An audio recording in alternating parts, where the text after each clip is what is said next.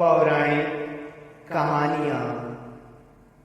सनातन धर्म प्रेमी बंधु भगिनी, आइए श्रवण करते हैं गीता प्रेस गोरखपुर के द्वारा प्रकाशित यह पुस्तक पौराणिक कहानियां, कहानी क्रमांक 5, कीर्तन का फल।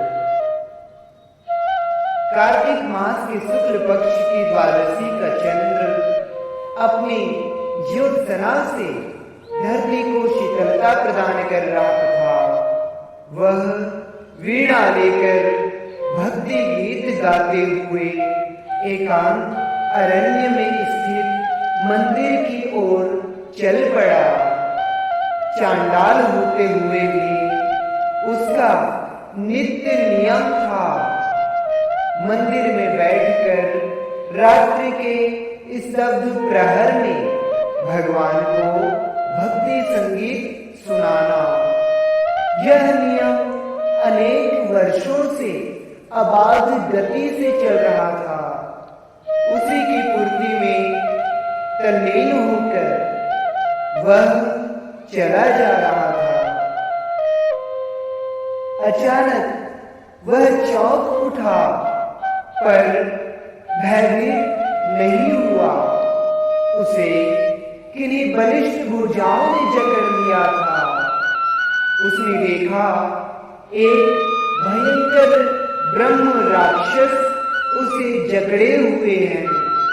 अरे, तुम मुझ निर्बल को पकड़कर अपना कौन सा अभीष्ट पूरा करना चाहते हो? उस भक्त चांडाल ने उस ब्रह्म राक्षस से प्रश्न किया। विभत्स अट्टहास से वन क्षेत्र को प्रकंपित करते हुए उस राक्षस ने कहा, पूरी 10 रातें बीत गई हैं भोजन बिना। आज क्षुधा तृप्ति करने हेतु ब्रह्मा ने तुम्हें भेज दिया है। चांडाल को भगवान के गुणानुवाद के लिए लालायित था। उसने ब्रह्म राक्षस से विनय के स्वर में कहा, मैं जगदीश्वर के पद्य गाने के लिए समुत्सुक हूँ। अपने आराध्य को संगीत सुनाकर लौट आऊं, तब तुम अपनी आकांक्षा की पूर्ति कर लेना। मैंने जो व्रत ले रखा है उसे पूर्ण हो जाने दो। क्षुधातुर राक्षस ने कठोर शब्दों में कहा, अरे मूर्ख, क्या मृत्यु के मुख से भी कोई बचकर गया है? कीर्तन प्रेमी चांडाल ने कहा, अपने निंदित कर्मों के कारण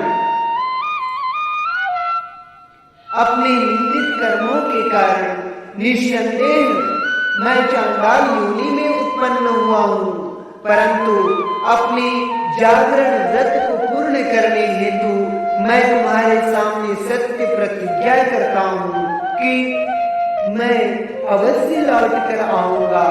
मैं सत्य की दुहाई देता हूँ कि यदि अपने वचन का पालन न करूं तो मुझे अधोगति प्राप्त हो जाए। ब्रह्म राक्षस ने कुछ सोचकर उसे मुक्त कर दिया। चांडाल रात्रि पर्यंत भक्ति भाव में निमग्न अपने आराध्य के समक्ष नृत्य गान में तल्लीन रहा और प्रातः अपने प्रतिज्ञा अनुसार ब्रह्म राक्षस के पास जाने हेतु चल पड़ा। मार्ग में एक पुरुष ने उसे रोककर परामर्श भी दिया कि तुम्हें उस राक्षस के पास कदापि नहीं जाना चाहिए। वह तो शव तक को खा जाने वाला अत्यंत क्रूर और निर्दयी है। चांडाल ने कहा, मैं सत्य का परित्याग नहीं कर सकता। मेरा निश्चय अटल है। मैं उसे वचन दे चुका हूँ। इस प्रकार कहकर वह चांडाल राक्षस के समक्ष उपस्थित होकर निर्भीकता पूर्वक बोला, महाभाग, मैं आ गया हूँ। अब आप मुझे भक्षण करने में किंचित भी विलंब ना करें। आपके अनुग्रह के प्रति मैं कृतज्ञ हूँ। ब्रह्म राक्षस आश्चर्यचकित हो उस दृढ़ व्रति को देखता रहा और मधुर स्वर में बोला, साधु वत्स, साधु, मैं तुम्हारी सत्य प्रतिज्ञा के समक्ष नतमस्तक हूँ। भद्र, यदि जीने की आकांक्षा है तो मैं तुम्हें अभय दान देता हूँ, परंतु तुमने जो रात्रि में विष्णु मंदिर में जाकर गायन किया है उसका फल मुझे दे दो। चांडाल ने आश्चर्यचकित होकर पूछा, मैं कुछ समझ नहीं पाया, तुम्हारे वाक्य का क्या अभिप्राय है? पहले तो तुम मुझे खाने को लालायित थे और अब भगवत गुणानुवाद का पुण्य क्यों चाहते हो? ब्रह्म राक्षस ने अनुनय विनय कर गिड़गिड़ाते हुए कहा, श्रेष्ठ पुरुष, बस तुम मुझे एक प्रहर के गीत का ही पुण्य दे दो। यदि इतना न दे सको तो एक गीत का ही फल दे दो। पर ब्रह्म राक्षस, यह तो बताओ, यह सब तुम किस लिए चाहते हो? चांडाल ने पूछा। ब्रह्म राक्षस ने अपना परिचय देते हुए कहा, मैं पूर्व जन्म में चरक गोत्रीय सोम शर्मा यायावर ब्राह्मण था। वेद सूत्र और मंत्रों से पूर्णतः अनभिज्ञ होते हुए भी मैं लोगों से आकृष्ट मूर्खों का पौरोहित्य करने लगा। एक दिन मैं 5 रात्र संज्ञक यज्ञ करवा रहा था। इतने में ही मुझे उदर शूल उत्पन्न हुआ। मंत्रहीन, स्वरहीन, अविधि पूर्वक कराए गए यज्ञ की पूर्णाहुति के पूर्व ही मेरा प्राणांत हो गया, जिस कारण मुझे इस दशा में उत्पन्न होना पड़ा।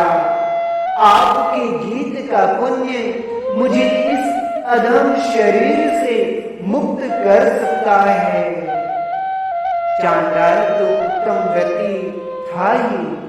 उसने कहा, राक्षस, यदि मेरे गीत से तुम शुद्ध मना और क्लेश मुक्त हो सकते हो तो मैं सहर्ष अपने सर्वोत्कृष्ट गायन का फल तुम्हें प्रदान करता हूँ। चांडाल के इतना कहते ही वह ब्रह्म राक्षस तत्काल एक दिव्य पुरुष के रूप में परिवर्तित हो गया। सनातन धर्म प्रेमियों, यह कथा जो है वराह पुराण से वर्णित है। इस कथा से हमें यह शिक्षा प्राप्त होती है कि परमात्मा का कीर्तन जो है हमें किसी भी शरीर से मुक्त कर सकता है। अर्थात हम कितनी भी नीच योनि में क्यों ना हो, यदि हमें परमात्मा का सच्चा भक्त मिल जाए और वह हमें अपना एक छोटे से प्रभु के कीर्तन का फल भी हमें भेंट कर दे तो हमारा उद्धार हो सकता है। जय श्री राम, जय श्री राम। नारायण नारायण नारायण।